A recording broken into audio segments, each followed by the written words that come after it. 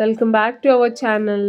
ಇದು ಡೇ 2 ಮತ್ತು day 3 vlog ಆಗಿರುತ್ತೆ. ನಾವು ಎಲ್ಲೆಲ್ಲಿ ಹೋಗಿದ್ವಿ ಹೊನ್ನಾವರದಲ್ಲಿ ಅಂತ. ಸೊ ಡೇ 2 ಅರ್ಲಿ ಮಾರ್ನಿಂಗ್ ನಾವು ಹೋಗಿದ್ದು ಹೊನ್ನಾವರದ famous back water boating.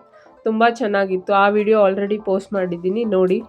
So ನಾವಿವಾಗ ಮಧ್ಯಾಹ್ನ ಒಂದು 11 ಗಂಟೆ ಆಗಿತ್ತು, ಮುರುಡೇಶ್ವರಿಗೆ ರೀಚ್ ಆದ್ವಿ. ಸೊ ಇದು ಮುರುಡೇಶ್ವರಿಗೆ ರೀಚ್ ಆಗಿರೋದು. ನಾವು ಗಾಡಿಯಲ್ಲೇ ಬಂದ್ವಿ. ಒಂದು 25 ಕಿಲೋಮೀಟ್ರ್ ಆಗುತ್ತೆ ಅಷ್ಟೇ ಮುರುಡೇಶ್ವರಕ್ಕೆ ಹೊನ್ನಾವರದಿಂದ. ಸೊ ಟೆಂಪಲ್ ರೀಚ್ ಆದ್ವಿ. ಇದು ಟೆಂಪಲ್ ವ್ಯೂ ತುಂಬ ಚೆನ್ನಾಗಿತ್ತು. ಇಲ್ಲೂ ದರ್ಶನ ಎಲ್ಲ ಇತ್ತು. ದರ್ಶನ ಎಲ್ಲ ಚೆನ್ನಾಗಾಯಿತು, ಪ್ರಸಾದನೂ ಇತ್ತು. ಸೊ ಆ್ಯಕ್ಚುಲಿ ನಾವು ಏನು ದೊಡ್ಡ ಗೋಪುರ ನೋಡಿದ್ರಲ್ಲ, ಅಲ್ಲಿ ಮೇಲೆ ತನಕ ಬಿಡ್ತಾರೆ. ಅದು ರಾಜಗೋಪುರ ಅಂತ. ಸೊ ಅಲ್ಲಿಗೆ ಹೋಗೋಕ್ಕೆ 20 ರೂಪೀಸ್ ಟಿಕೆಟ್ ಒಬ್ಬರಿಗೆ. ಲಿಫ್ಟಲ್ಲಿ ಬಿಡ್ತಾರೆ 18th ಫ್ಲೋರಲ್ಲಿ. ಸೊ ಇದೆಲ್ಲ ರಾಜಗೋಪುರದಿಂದ ವ್ಯೂವ್ಸ್ ನೋಡ್ತಾ ಇರೋದು ನೀವು ಇವಾಗ. ತುಂಬ ಚೆನ್ನಾಗಿ ಕಾಣುತ್ತೆ. 4 ಕಡೆನೂ we can have the views.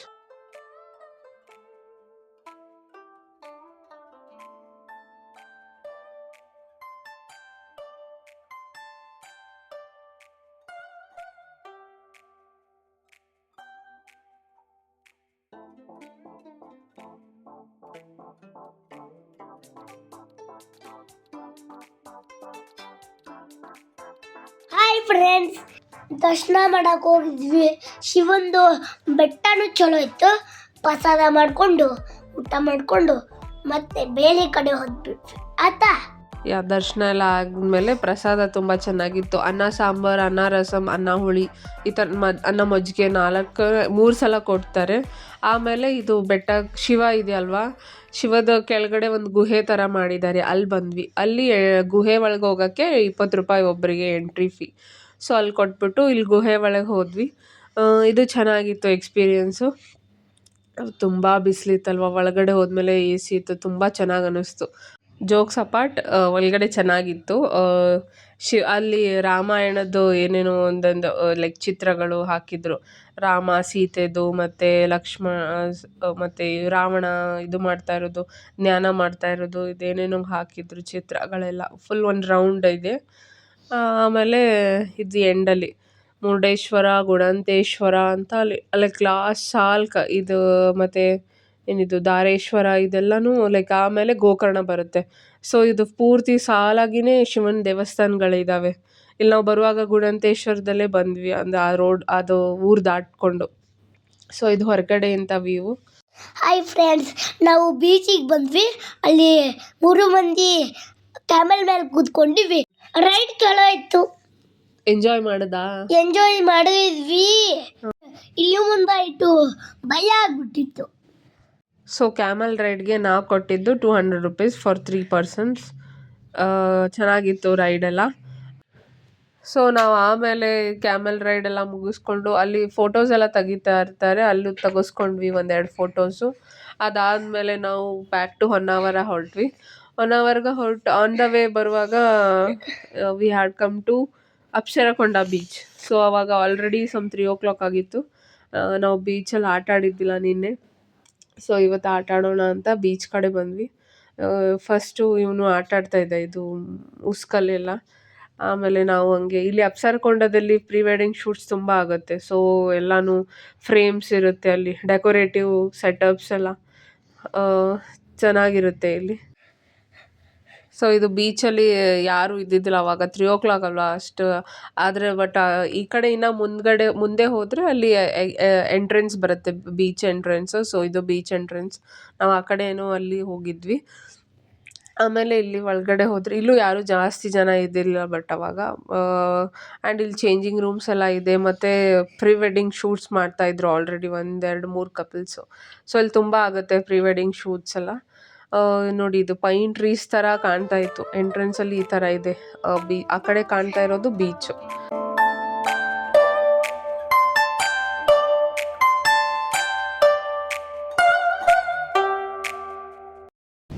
Hi friends, ಇದು ಅಪ್ಸರಕೊಂಡ ಬೀಚ್ ಅಂತ. ಇಲ್ಲಿ ಭಾಳ ಪ್ರೀ ವೆಡ್ಡಿಂಗ್ ಫೋಟೋ ಶೂಟ್ ಮಾಡ್ತಾರೆ. ಇಲ್ಲಿ ನೋಡಿ ನೀವು ಮಾಡ್ತಾ ಇದ್ದಾರೆ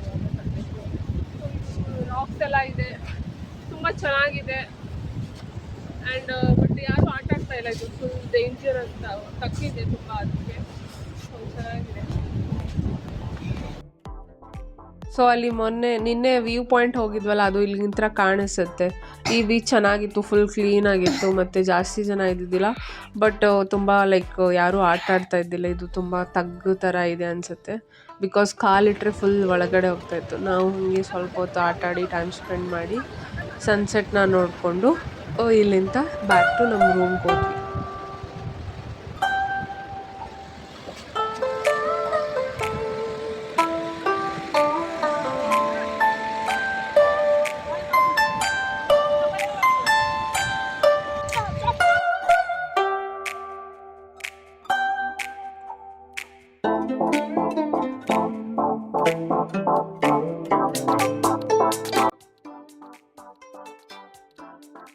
ಆ್ಯಕ್ಚುಲಿ ಇಲ್ಲಿ ಇದ್ರ ಮೇಲೆಲ್ಲ ನಿಂತ್ಕೊಂಡು ಪ್ರೀ ವೆಡ್ಡಿಂಗ್ ಶೂಟ್ಸ್ ಮಾಡ್ತಾಯಿದ್ರು ನೋಡಿ.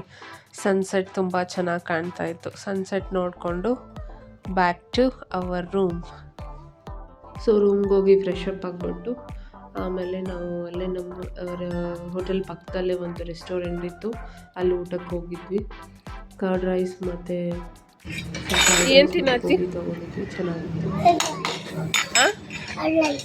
Curd rice.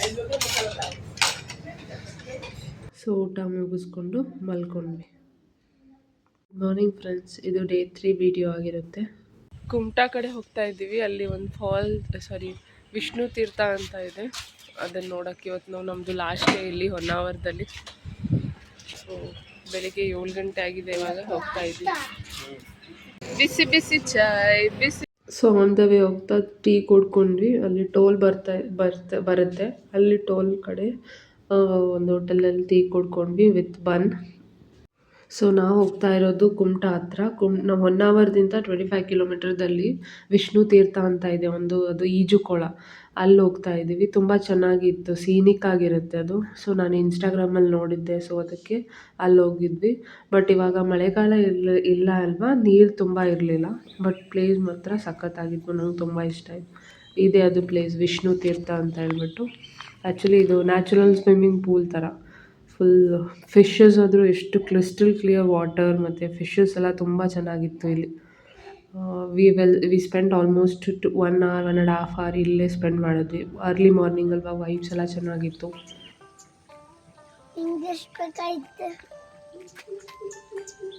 ಭಾರಿ ಬರಾಗಿತ್ತು.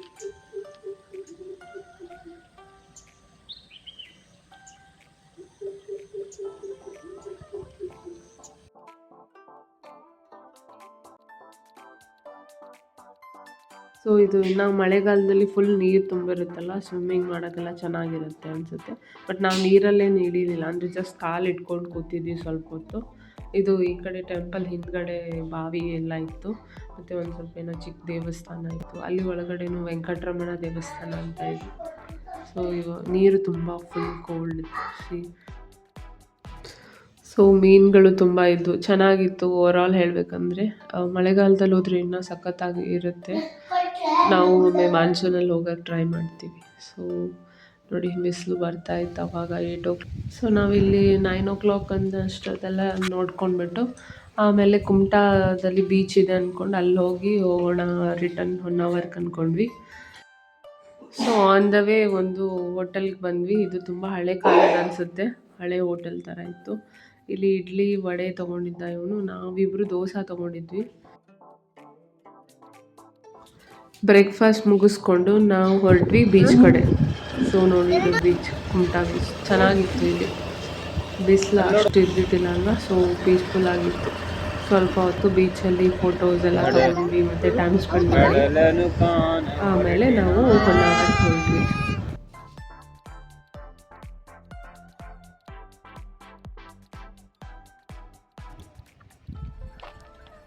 ಇದು ಕುಮಟಾ ಬೀಚ್. ವಿಷ್ಣು ತೀರ್ಥದಿಂದ ಒಂದು 4 ಕಿಲೋಮೀಟರ್ ದೂರದಲ್ಲಿ ಬೀಚ್ ಸಿಗುತ್ತೆ. ಬಟ್ ಇಲ್ಲಿ ತುಂಬ ಕೇರ್ಫುಲ್ ಆಗಿರಬೇಕು. ಲೈಕ್ ಬಂಡೆಗಳೆಲ್ಲ ಭಾಳ ಇದ್ದಾವೆ ಮತ್ತು ವೇವ್ಸು ತುಂಬ ಇದಾವಂತೆ. ಸೊ ಜಸ್ಟ್ ಫೋಟೋಗಷ್ಟೇ ತಗೊಂಡು ಹೋಗ್ಬೇಕು.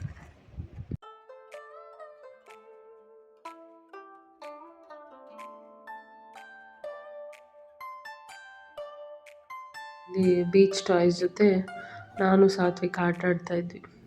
ತುಂಬ ಚೆನ್ನಾಗಿತ್ತು. ಇಲ್ಲಿ ಆಲ್ಮೋಸ್ಟ್ ಒಂದು ಒಳ್ಳೆ ಕ್ವಾಲಿಟಿ ಟೈಮ್ ಸ್ಪೆಂಡ್ ಮಾಡಿದ್ವಿ ಅನಿಸುತ್ತೆ. ಆಲ್ಮೋಸ್ಟ್ ಒಂದು ಹಾಫ್ ಆನ್ ಅವರ್ 1 ಅವರ್ ಇಲ್ಲೇ ಕೂತಿದ್ವಿ. ಬಿಸಿಲು ಅಷ್ಟು ಇದ್ದಿದ್ದಿಲ್ಲ. ಸೊ ಸ್ವಲ್ಪ ಹೊತ್ತು ಆಟ ಆಡಿ ಆಮೇಲೆ ನೀರಲ್ಲೂ ಆಟ ಆಡಿದ್ವಿ. ನೀರಲ್ಲಿ ಮತ್ತು ಮಣ್ಣಲ್ಲಿ ಆಟ ಆಡಿಬಿಟ್ಟು ಮಸ್ತಾಗಿ ಮಜಾ ಮಾಡಿಬಿಡು ಒಂದು ಸ್ಪೀಡ್ ಬೋಟ್ ಹೋಗ್ಬಿಟ್ವಿ. ಒಂದು ಯೆಲ್ಲೋ ಕಲರ್ ಬೋಟ್. ಆಮೇಲೆ ನಾವು ಸ್ಪೀಡ್ ಬೋಟಲ್ಲಿ ಹೋಗಿದ್ವಿ. ಅದು ಒಂಥರ ಆಸಮ್ ಇತ್ತು. 500 ರುಪೀಸ್ ಕೊಟ್ಟಿದ್ವಿ 3 ಜನಕ್ಕೂ ಸೇರಿ.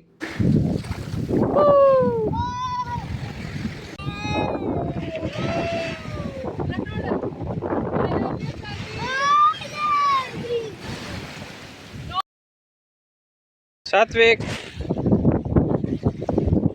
ಎಲ್ಲಿ ಹೊಂಟಿದ್ದೀರಾ ನೀವು? ಓ, ಬೋಟಿಂಗ್.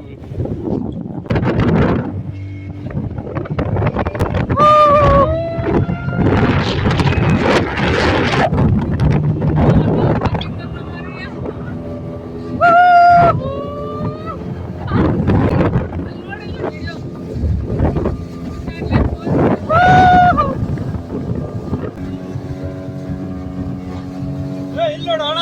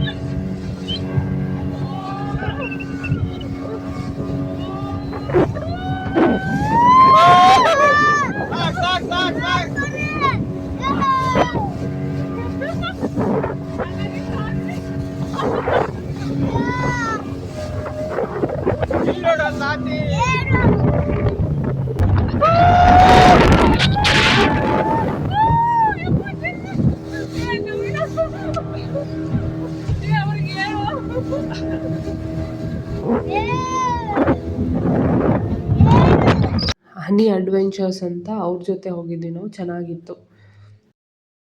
ಹೇಗಿತ್ತು ಬೋಟ್ ರೈಡಿಂಗ್? ಬೋಟ್ ರೈಡ್ ಮಸ್ತ್ ಆಗಿತ್ತು, ಸೂಪರ್ ಆಗಿತ್ತು. ನಿಮ್ಮ ಹೆಸರು ಸರ್? ಉದಯ್ ಅಂತೇಳಿ.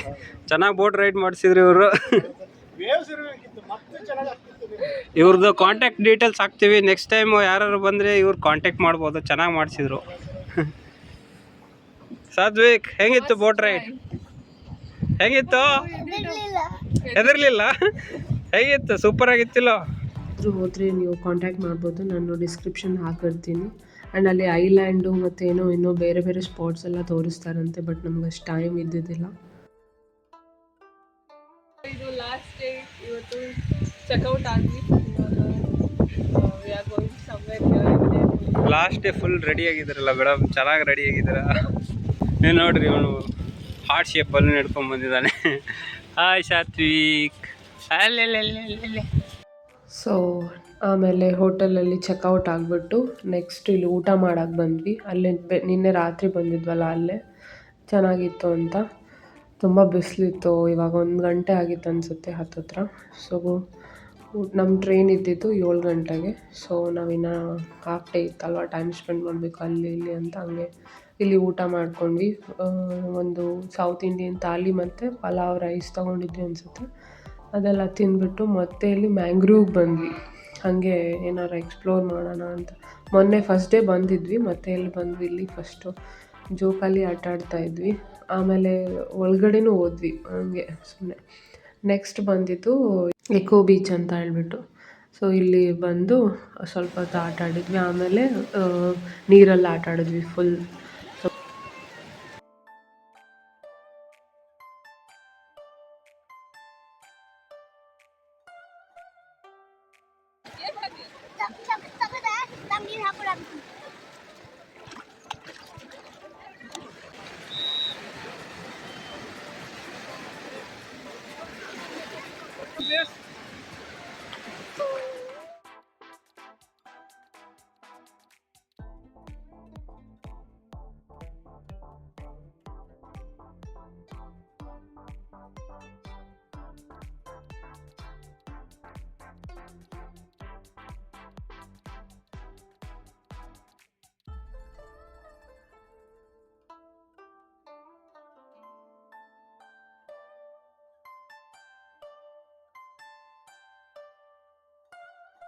ಜೆಲ್ಲಿ ಫಿಶ್ ಅಂತ ಅಲ್ಲಿ ಯಾರಿಗೋ ಒಬ್ರಿಗೆ ಕಾಲಿಗೆ ಸಿಕ್ಕಿತ್ತಂತೆ.